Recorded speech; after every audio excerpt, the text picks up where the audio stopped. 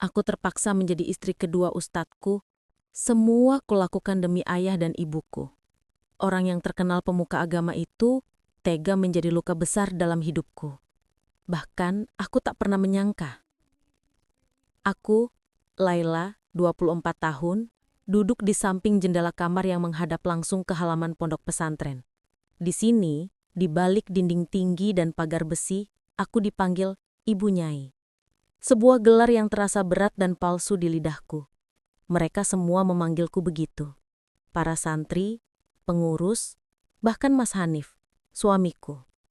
Gelar yang seharusnya membawa kebahagiaan dan kehormatan, justru terasa seperti rantai yang membelenggu. Pernikahanku dengan Kiai Hanif, pengasuh pondok ini, bukanlah pilihan. Orang tuaku, yang sangat menjunjung tinggi nama baik dan kehormatan keluarga, melihat ini sebagai satu-satunya jalan menuju kebahagiaan. Menurut mereka, menjadi istri kedua seorang kiai adalah berkah, sebuah takdir baik yang akan membawa kesejahteraan dunia dan akhirat. Mereka bilang, "Laila, kebahagiaanmu ada di sini, di jalan Tuhan.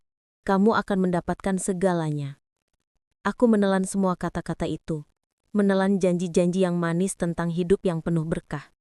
Mereka begitu yakin bahwa aku akan bahagia, sehingga aku pun mencoba meyakinkan diriku sendiri. Aku mencoba menemukan keindahan dalam setiap sudut pondok ini. Dalam suara azan yang merdu, dalam lantunan selawat dari masjid, dan dalam senyum tulus para santriwati yang menghormatiku. Hilangnya diriku yang dulu. Namun di balik semua itu ada kekosongan yang tak bisa diisi. Aku merindukan hidupku yang dulu.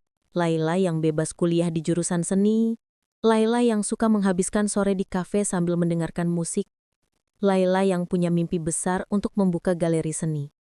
Semua itu kini terasa seperti bagian dari hidup orang lain. Sebuah cerita yang sudah lama berakhir.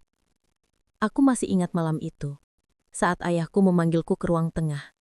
Wajahnya serius, dan ibu duduk di sampingnya sambil menggenggam tanganku. "Laila, ada pinangan untukmu," kata ayah.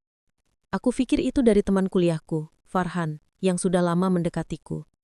Tapi nama yang keluar dari bibir ayah adalah Kiai Hanif. Beliau pria yang soleh, berilmu tinggi. "Ini kesempatan emas, nak. Kamu akan jadi ibu nyai. Semua orang akan iri." Lanjutnya, matanya berbinar penuh kebanggaan.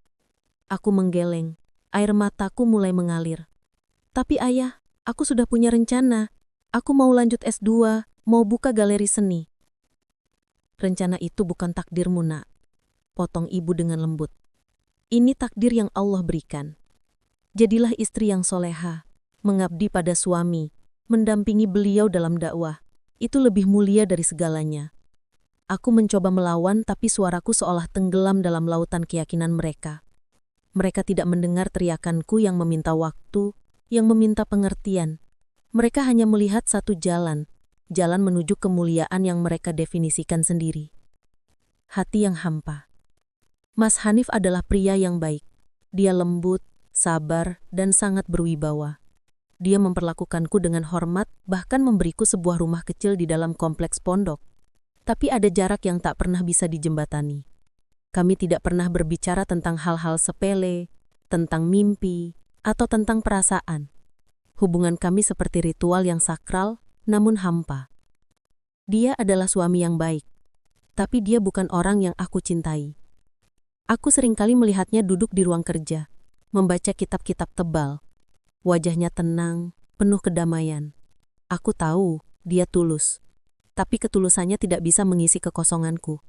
Dia tidak pernah bertanya tentang lukisan yang aku tinggalkan di rumah orang tuaku.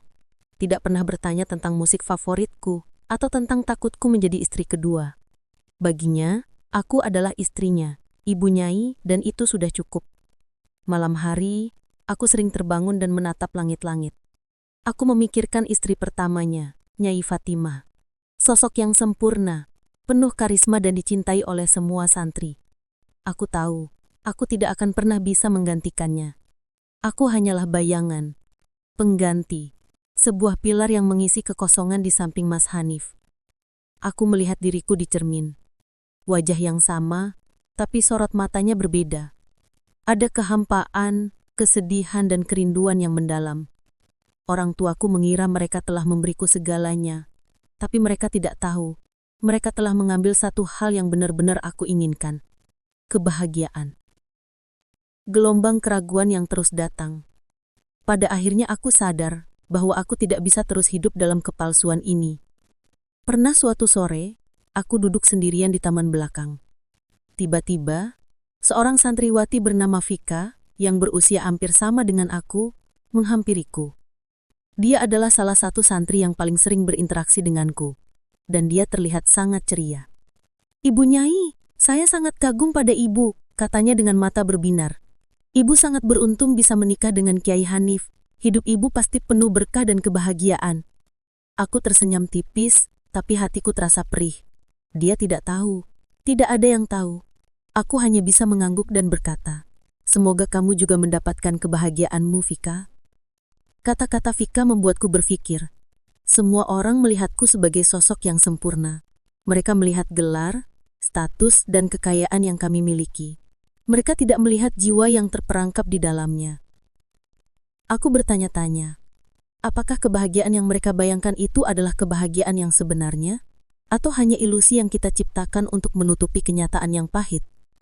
Hidup di pondok pesantren ini seperti berada dalam sangkar emas. Aku punya semua yang aku inginkan secara materi. Tapi aku kehilangan hal yang paling berharga. Kebebasanku. Kebebasan untuk memilih jalan hidupku sendiri. Untuk mencintai siapa yang aku mau, dan untuk meraih mimpi-mimpi yang dulu pernah aku bangun. Disinilah aku sekarang, Ibu Nyai Laila, istri kedua Kiai Hanif. Hidup dalam kemewahan dan kehormatan, tapi dengan hati yang hancur. Aku sadar, kebahagiaan bukanlah sesuatu yang bisa dipaksakan atau diberikan oleh orang lain. Kebahagiaan adalah milikku sendiri, dan aku telah kehilangan kendalinya. Aku hanya bisa berharap, suatu nanti kebahagiaan yang hilang itu bisa kembali, meskipun aku tidak tahu bagaimana caranya.